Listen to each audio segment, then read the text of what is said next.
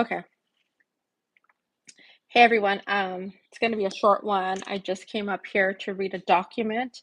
I think it's important that as time goes through and as we go through the motions of this Trump administration, that we talk about different things that are coming about.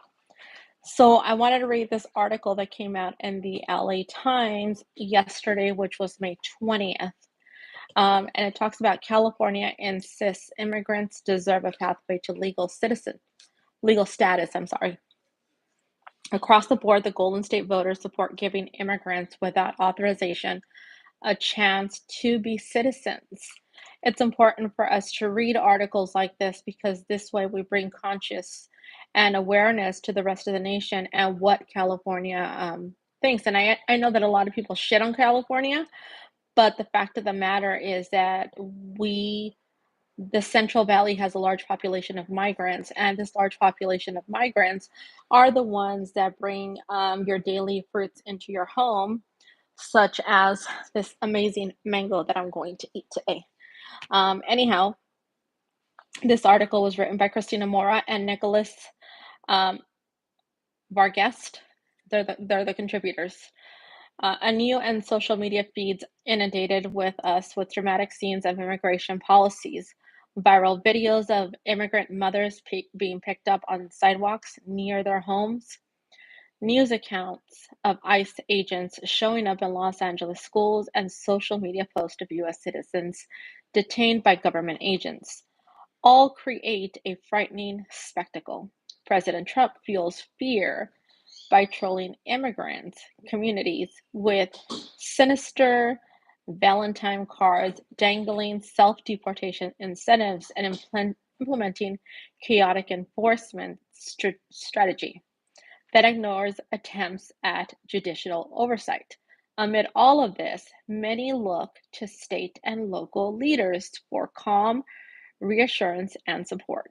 And yes, we are looking to local leaders like, what are you doing? What is happening? What are the next steps that we will take? That is absolutely true. I can say this as a Californian. In California, there remains a simple and consistent response. No matter who, when, where, and how you ask, a commanding majority of registered voters in the Golden State support a path to citizenship for those of the state without proper documentation. In other words, across the partisan aisle, across all kinds of different groups and places, most voters see a pathway to citizenship as a much needed policy fix, even now. Okay? In August of 2024, a few months before the presidential election, the UC Berkeley Institute of Governmental Studies poll asked more than 4,000 voters across the state whether they would support or oppose a pathway to citizenship for undocumented immigrants who come forward, are up to date on their taxes, and pass background checks. Now, as an individual who is a granddaughter of a migrant, I believe that there should be a pathway to legal residency, but I also believe that people should be vetted. Now, a big hard stance is that nobody wants criminals in the country. Nobody does. And nobody wants any kind of criminal crossing around in the streets, whether you're white, black, or brown. But what we don't believe in is to have people being demonized and chased around all communities. So the article continues with, at the time, the Harris and Trump campaign were all full swing.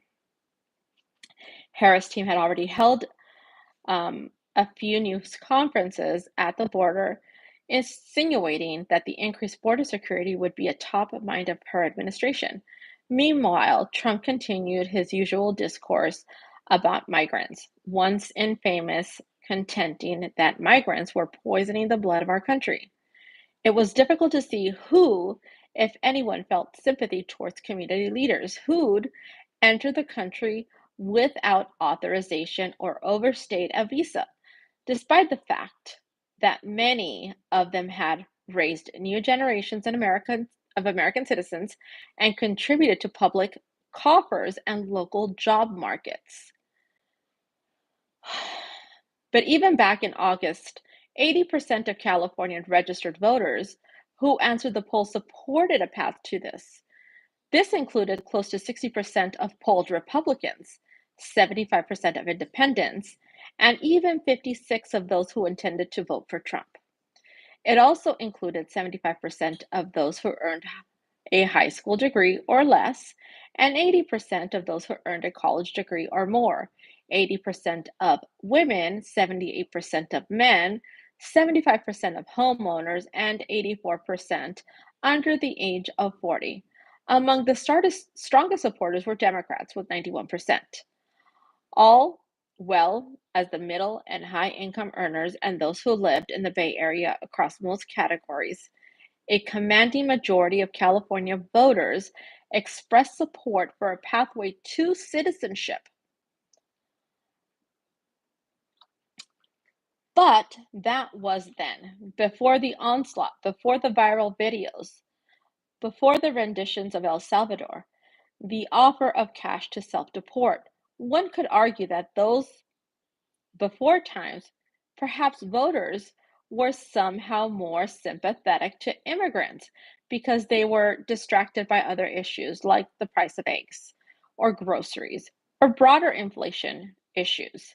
And perhaps some might not have believed that Trump would have followed through on his attacks on the migrant communities. Hello, everyone. So, in May, the Berkeley IGS poll asked survey respondents again about their support for a pathway to citizenship. This time, we polled more than 6,000 registered Californian voters that we inserted a small survey experiment. We were curious about whether respondents in support in August would be strong because the questions they were asked included language about background checks, an idea that might have primed them to think about good and bad immigrants, and have inadvertently linked unauthorized status to crime.